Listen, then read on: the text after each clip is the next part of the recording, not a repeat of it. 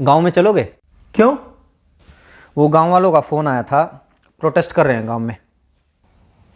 Protest किस बात का? अपना सरकारी स्कूल था ना, बंद हो गया। अरे यार, बंद नहीं होया हो, मर्ज होया है। मर्ज मतलब? मर्ज मतलब अपना गांव में 2 सरकारी स्कूल थे, दोनों में बच्चे कम कम थे। अब दोनों को मर्ज करके एक स्कूल बना दिया।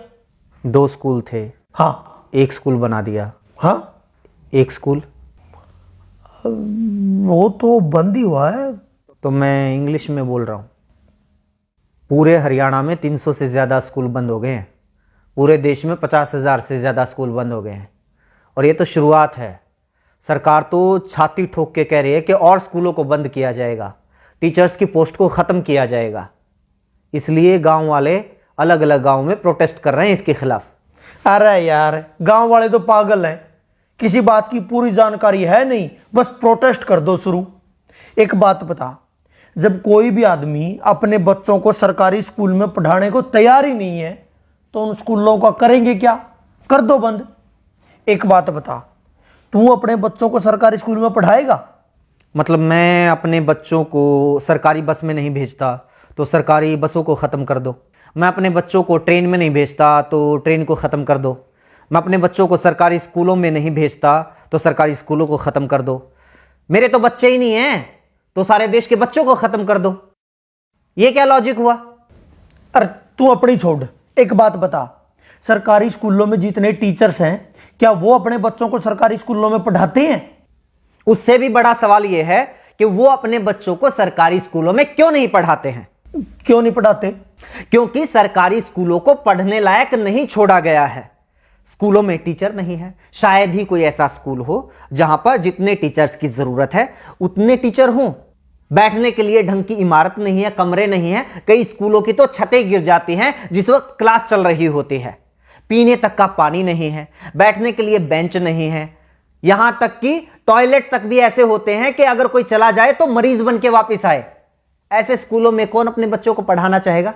अरे यार ठीक है, सारे स्कूलों में अच्छी व्यवस्था नहीं है, लेकिन बहुत सारे स्कूल ऐसे हैं जिनमें वे सारी व्यवस्थाएं हैं और स्टाफ भी पूरा है। वहां टीचर्स कितना पढ़ाते हैं बताइयो? हाँ सही बात, ये बात सही कही। अपने शहर में भी और बहुत सारे शहरों में, अलग अलग स्टेट में कई स्कूल ऐसे हैं, सरकारी स्कूलों की बात कर रहा हूं मैं, जहां पर स्टाफ पूरा है, ठीक ठाक व्यवस्थाएं हैं, साफ सफाई है, इमारतें वगैरह, बिल्डिंग्स वगैरह अच्छी हैं। उन स्कूलों में जाके देखो। आप टीचर्स की बात करते हो, अधिकारियों के बच्चे भी उन सरकारी स्कूलों में पढ़ते हैं। उन स्कूलों में एडमिशन के लिए सिफारिशें लगती हैं, एडमिशन नहीं हो पाते।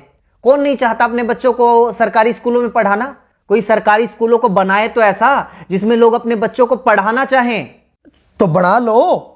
जब सरकारी स्कूल के टीचर्स बच्चों को अच्छा पढ़ाएंगे तो सरकारी स्कूल अपने आप अच्छे हो जाएंगे। बता, क्यों नहीं टीचर्स बच्चों को पढ़ाते?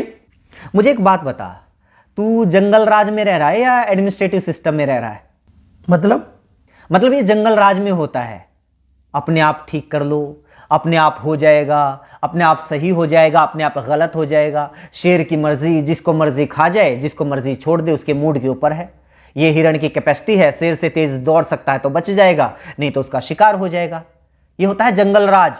एडमिनिस्ट्रेटिव सिस्टम, प्रशासकीय व्यवस्था पता है क्या होती है? जहां पर कोई जवाबदेही होती है, कोई हायरार्की होती है, कहीं चेक एंड बैलेंसेस होते हैं। प्रशासकीय व्यवस्था पता है क्या कहती है? अगर आप टीचर नियुक्त करते हैं या किसी भी महकमे में कोई भी कर्मचारी नियुक्त करते हैं तो वो अपने आप काम नहीं करेगा, उससे काम करवाना पड़ेगा। इसलिए चेक एंड बैलेंसेस होते हैं, जवाबदेही तय की जाती है।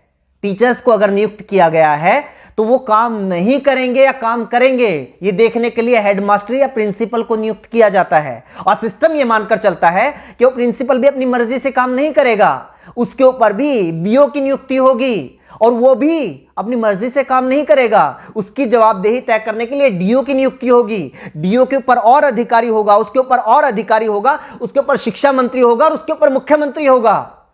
यानी अगर कोई एक टीचर किसी स्कूल में सही से नहीं पढ़ा रहा है तो ये सिर्फ उस टीचर का फेलियर नहीं है, सिर्फ उसकी गलती, उसकी कमी नहीं है, ये पूरे के पूरे सिस्टम की, शिक्षा मंत्री की, मुख्यमंत्री तक की जिम्मेदारी है। ये पूरा का पूरा सिस्टम जब कोलैप्स होता है तब जाकर कोई कर्मचारी अपना काम सही से नहीं करता है। हद है यार, तुम तो ये कह रहे हो कि मतलब हिंदुस्तान के हरियाणा राज्य के जींद जिले के किसी तहसील के किसी गांव के किसी कोने में बने हुए सरकारी स्कूल में एक अध्यापक पढ़ा नहीं रहा तो उसके लिए जिम्मेदार शिक्षा मंत्री, उसके लिए जिम्मेदार मुख्यमंत्री है। उसका काम ही ये है।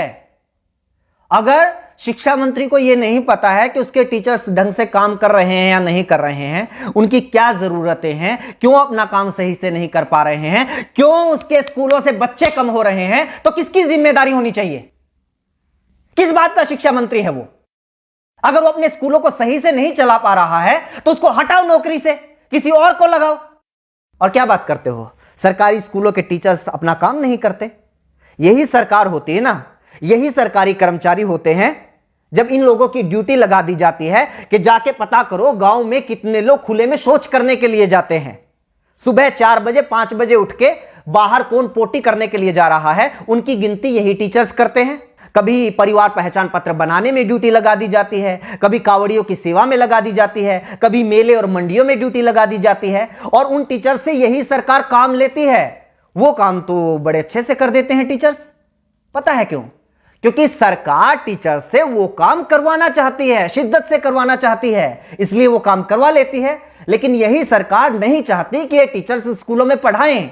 इसलिए मैं भी मानता हूं बहुत सारे टीचर्स अपना काम ईमानदारी से नहीं करते होंगे, क्योंकि उनको पता है कोई चेक एंड बैलेंस नहीं है, कोई जवाबदेही नहीं है, और सरकार खुद नहीं चाहती कि सरकारी स्कूलों में पढ़ाई हो, ताकि बच्चे धीरे धीरे स्कूलों से अपना नाम कटवा कर प्राइवेट स्कूलों में चले जाएं, फिर स्टूडेंट्स की संख्या कम हो जाए और सरकार को बहाना मिल जाए, बच्चे तो आ ही नहीं रहे, स्कूल बंद कर दो।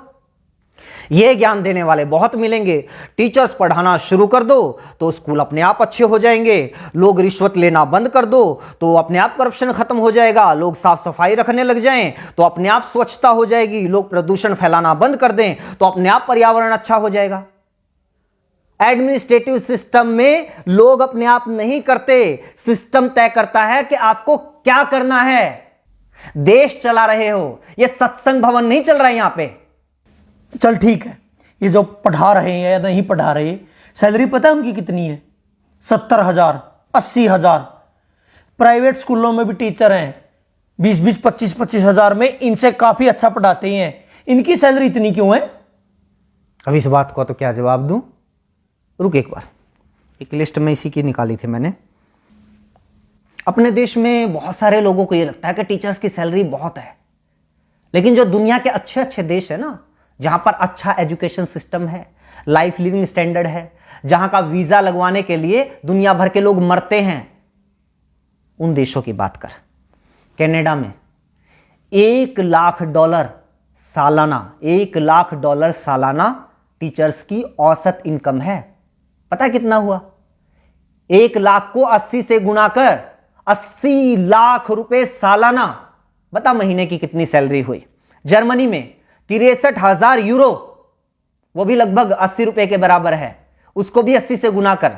आगे आजा, नीदरलैंड में 60,000 यूरो, ऑस्ट्रेलिया में 98,000, लगभग $1,00,000, यूएसए में $60,000, आयरलैंड में $48,000, डेनमार्क में 47,000 यूरो, ऑस्ट्रिया में 45,000 यूरो।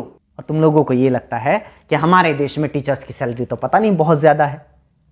प्राइवेट स्कूलों में तो 20,000 में पढ़ा रहे हैं।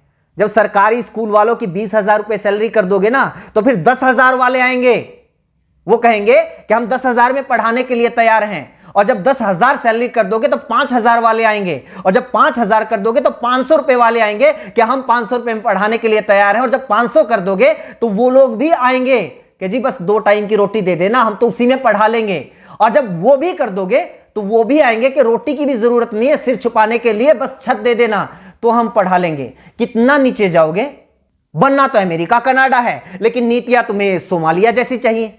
इसीलिए तो हमारे देश के जो अच्छे वैज्ञानिक हैं वो मौका मिलते ही विदेश में कट लेते हैं। अच्छे इंजीनियर विदेश में चले जाते हैं, और अच्छे पढ़ाने वाले भी विदेश में चले जाते हैं।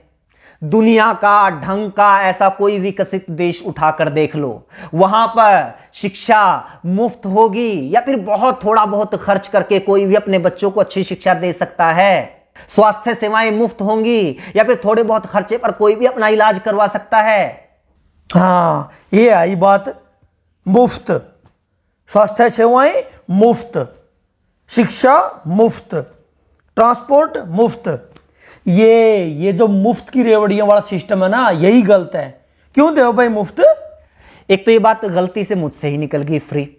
फ्री क्या होता है? तो सरकार को टैक्स देता है। हाँ, 28% तक जीएसटी देता है। दूध दही तक के ऊपर भी टैक्स है, पानी तक के ऊपर टैक्स है। कहीं इनकम टैक्स, कहीं प्रॉपर्टी टैक्स, कहीं जुर्माना है, कहीं टोल टैक्स, गाड़ी लो तो टैक्स, सुई लो तो टैक्स, हवाई जहाज लो तो टैक्स। 50 तरह के टैक्स देता है। पैदा होने वाले बच्चे से लेकर मरने वाले आदमी तक इस देश में हर कोई टैक्स देता है। एक भिखारी से लेकर अडानी अंबानी तक इस देश में हर कोई टैक्स देता है। लेकिन बदले में सरकार क्या देती है? अगर बदले में सरकार हमारे बच्चे को एजुकेशन तक नहीं दे पाती, बदले में सरकार हमारे बच्चे को हेल्थ सर्विसेज तक नहीं दे पाती, तो किस बात का टैक्स भाई? बात पता है क्या है? आज तो तुम लोगों की थोड़ी बहुत औकात हो गई है कि भाई 5-10 हजार रुपए महीने के तो अपने चिंटू मिंटू को पढ़ाने के लिए हम दे ही सकते हैं, इसलिए क्या करना है सरकारी स्कूलों का, करो बंद। अपने चिंटू मिंटू की चिंता है, लेकिन वो जो मनरेगा के मजदूर हैं वो कहां से लेके आएंगे भाई 5-5, 10-10 हजार रुपए महीने की फीस? उनके बच्चे कहां पढ़ेंगे? मजदूरों के बच्चे, गरीब किसानों के बच्चे, उन लोगों के बच्चे कहां पढ़ेंगे? जो लोग दिन में 100 रुपए कमा के लेके आते हैं और 80 रुपए का पौवा पी के सो जाते हैं बीवी को पीट के, वो बच्चे कहां जाएंगे? अगर ऐसी ही सोच कुछ साल पहले और लोगों की होती तो ना तो किसी मल्लाह के बेटे को अब्दुल कलाम देश के राष्ट्रपति बनना था और ना ही किसी चाय बेचने वाले के बेटे को प्रधानमंत्री बनना था।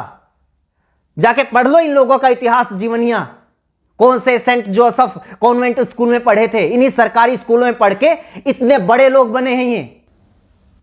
और कॉन्वेंट स्कूलों में अपने बच्चों को पढ़ाकर चौड़ा होने वालों, याद रखना कुछ सालों के बाद अपने इन्हीं चिंटू मिंटू का नाम सरकारी कॉलेज, सरकारी यूनिवर्सिटी, सरकारी आईआईटी, सरकारी आईएएम, एनआईटी, सरकारी संस्थानों की लिस्ट में ढूंढते हुए मिलोगे। तब तो नहीं कहोगे कि ना हम तो अपने बच्चों को सरकारी यूनिवर्सिटी में नहीं पढ़ाएंगे, सरकारी कॉलेज में नहीं पढ़ाएंगे, हमें तो डीयू में एडमिशन नहीं चाहिए, पीयू में एडमिशन नहीं चाहिए, एमडीयू में केयू में एडमिशन नहीं चाहिए। तब भी पढ़ा लेना अपने बच्चों को प्राइवेट कॉलेज में या फिर प्राइवेट यूनिवर्सिटी में। पता है क्यों? क्योंकि प्राइवेट यूनिवर्सिटी से डिग्री करने वालों को तो मानते भी नहीं लोग कि ये सही डिग्री होगी, क्या पता फर्जी हो। ये रुतबा है आज भी सरकारी संस्थानों का, और कुछ साल पहले तक सरकारी स्कूलों का भी यही रुतबा था। लेकिन धीरे धीरे धीरे धीरे हालात ऐसे कर दिए कि आज सरकारी स्कूलों को बंद करने की मांग वो लोग कर रहे हैं जो खुद सरकारी स्कूलों में पढ़कर यहां तक पहुंचे हैं। मेरा ऊपर क्यों गर्म हो रहा है? मैं तो ये कह रहा हूं कि मतलब सारा सिस्टम ही खराब है। हाँ तो सिस्टम को सुधारो ना। ये क्या बात हुई? सरकारी स्कूलों को बंद कर दो, सरकारी अस्पतालों को बंद कर दो, सरकारी बस सेवा को बंद कर दो, सरकारी रेलवे को बंद कर दो। भाई ये सारी चीजें अगर सरकारी बंद हो जाएंगी, ये सारी चीजें प्राइवेट हो जाएंगी, तो फिर सरकार क्यों सरकारी होनी चाहिए? 20,000 रुपए में शिक्षा मंत्री भी मिल जाएगा, 25,000 रुपए मुख्यमंत्री भी मिल जाएगा। असल में तो फ्री में मिल जाएगा, असल में तो उल्टा मुख्यमंत्री शिक्षा मंत्री बनने के लिए पैसे देने वाले लोग मिल जाएंगे। इनको भी ले आओ प्राइवेट। सिस्टम को सुधारने की बात करो ना, टीचर्स को दोष देके नहीं नहीं बंद करो, इनकी ज्यादा सैलरी है। वैसे जितना इनका काम है ना, इनके लिए तो 10,000 भी ज्यादा है। मतलब मेरा चाचा का लड़का है, सुबेरे 8-9 बजे स्कूल में जाना, 2-2:30 बजे वापिस आ जाइए हैं, संडे की छुट्टी, कई बार सैटरडे की भी छुट्टी, फिर होली दिवाली, मतलब छुट्टी छुट्टी पता नहीं कितनी छुट्टी होती हैं हैं। तनख्वाह 60,000-70,000 रुपये। और यहाँ देखो दिन रात मतलब दुकान में काम करा, होली दिवाली कितने बार तो पता नहीं छुट्टी हुआ नहीं हुआ है, 9-10 घंटे कम से कम दुकान खोलते हैं, दिन रात मेहनत करते हैं, तब जाके 2 पैसे आते हैं घर में। असली समस्या तो ये है ना, मेरी बुआ का लड़का सरकारी लगा हुआ है, मेरे चाचा का लड़का सरकारी लगा हुआ है, मेरे पड़ोस में सरकारी लगा हुआ है। पूरे मोहल्ले में एक बच्चे को नौकरी मिल जाए तो सारे मोहल्ले में आग लग जाती है। इस जलन का क्या करेंगे भाई साहब? बस लोगों को यह चाहिए कि भी हमारी एक आंख फूटी हुई है तो सामने वाले की दोनों फोड़ दो। और सरकार भी इस बात को बहुत अच्छे से समझ रही है, इसलिए तुम लोगों को बताती रहती है टाइम टाइम पे कि आज हमने किसानों की दोनों आंखें फोड़ दी, आज हमने मुसलमानों की दोनों आंखें फोड़ दी, आज जाटों की फोड़ दी, आज पटेलों की फोड़ दी, आज बैंक वालों की फोड़ दी, और अब ये सरकारी टीचर्स की फोड़ रहे हैं।